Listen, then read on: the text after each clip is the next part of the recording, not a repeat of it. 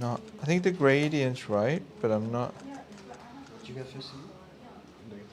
Hi, my name's Chris. I'm a mathematics teacher in high school, and today we are learning about constructing Voronoi diagrams with grade 12.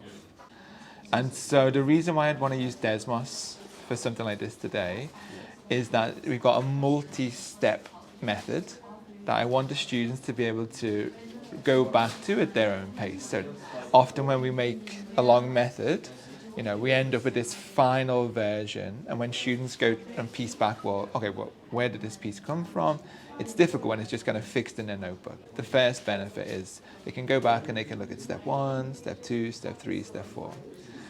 Then moving on, I think the tool allows the students to draw graphs, to interpret graphs without having to necessarily draw them out in a notebook. So it gets them right into that precise bit of the learning that we want them to focus on, rather than having to focus on rulers and pencils and all these sorts of things. In page 5, show me your one on page 5. So go back to the other one, go back to where, and just show me where you got that gradient of 2 from in here. Where was it? Oh, I see what Okay.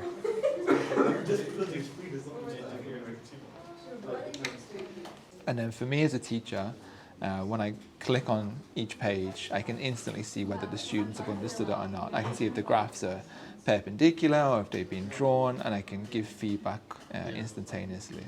And then I'm done. Okay. That would be it. Okay, that makes sense.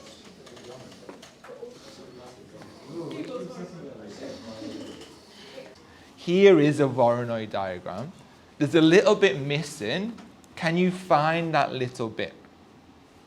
So, can anyone identify, where do you think there's a missing part? So that's what we're going to do in these next stages. We're not going to be too worried about doing overly complicated 3 or sites or 4 sites. What we're going to be doing is something like this, is completing these Voronoi diagrams. Go through step by step, show me midpoint. I have to substitute into the formula.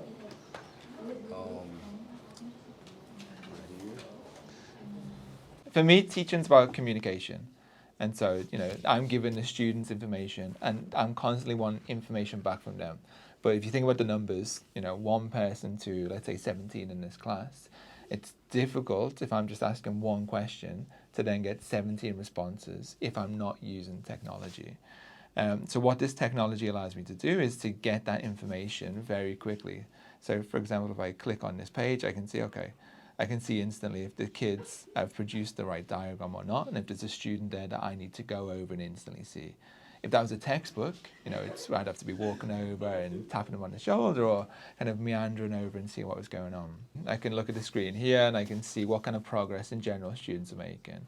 If I see someone's made, has made an error on the question, I can zone in there and see, well, what kind of error is it?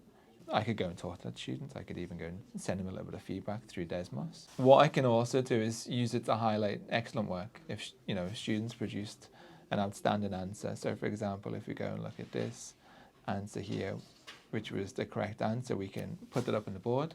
We can show that to students and discuss why that's the correct answer, have the student explain their answer, if so be it. So for me, it's all about communication. Yeah.